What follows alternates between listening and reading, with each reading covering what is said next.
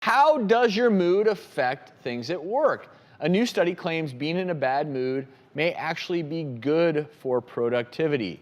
So some people, if they're in a bad mood, they're more easily able to focus, they're better at managing their time, and they prioritize better. In this case, this is a study out of Canada at the University of Waterloo. They looked at 95 participants. But what was unique is that it was the extroverts who benefited from being in a bad mood. The introverts, if they were in a bad mood, they were less productive. Well, maybe if you're extroverted, you're so busy going around and socializing and doing everything that you don't actually sit down and focus. That you have so all this bad extra mood, energy that you're spending being a social butterfly or an extrovert or whatever, that in a bad mood, it tones that down a little bit, and you actually spend less time being an extrovert and you're more productive. Yeah, you're Bad less mood is distracted. And Yeah, I'll tell you right now, for me, bad mood does not increase my productivity. Really? But I'm also more of an introvert at baseline. Bad mood, But that's part I of can't our- focus on work. I just, Well, it's part of our training, though, as doctors, as surgeons, whatever, that we have to be able to function and still do our job professionally, no matter what mood we're in. And I think that just came with having done it so long. well, and especially in a service industry. So as a doctor, you're in a service industry when push comes to shove, as are so Yes. many other professions.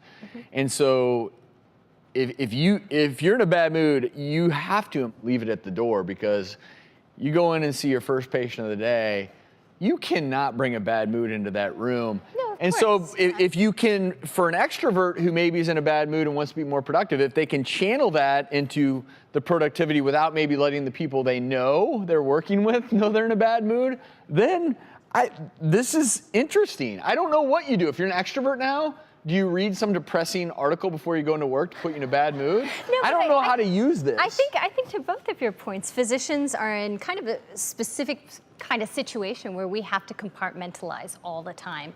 So you might come out of one patient's room where you've just talked to them about a devastating, serious diagnosis, and you can't carry that mentality into the next room, because you're just going to depress and take away the hope of the next patient you see. So I think we become very professional and very skilled at separating that.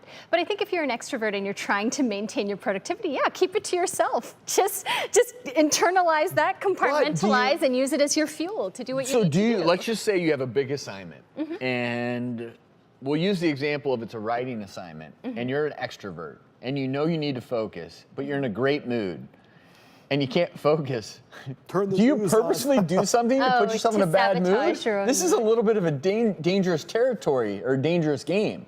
Because think about that. If you're an extrovert, you can't focus. And I actually have plenty of friends who are sometimes unable to focus, and they are very extroverted. And nowadays, there's always something to grab your attention, whether it be social media or all the things that are around us.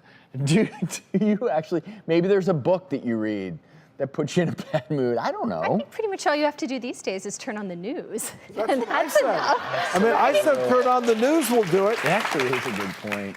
Because I am an introvert in some ways, and I like to be in a good mood at work, I don't check the news until I'm done with work. And then you're right, I'm in a bad mood, because almost always it's negative. Even if something good happened that day, we're not gonna hear about it. We're gonna hear about all the bad stuff. But I do think this is an opportunity for people to take stock of, no matter what your work may be, think about how your mood may affect your productivity or how you're performing at work. I don't think anyone should compromise a good mood, because to me, being in a good mood, those are days to be treasured. But if you find yourself as an extrovert in a good mood and unable to focus on your tasks, maybe you just being aware of this study will help you in and of itself. Okay, I'm in a great mood. I need to tone it down. We're all Well, going to have I think setbacks. one nice thing I've learned from this show is just how important it is to know yourself and just kind of understand your Yes. own rhythm and how you function and what environment is going And to you're work always best going to for you. have stressors that are going to put you, are going to want to put you in a bad mood. You've got to learn how to cope with that, how to deal with that, find a way to put you back in at least a better mood. I know for you, it may be that cup of coffee, right? Well, today, Dr. Orden, it's a cup of tea. For you, maybe Little it's Earl looking Grey. at your screensaver of you and your kids and your dog. That's right? true. That's sort of Yeah.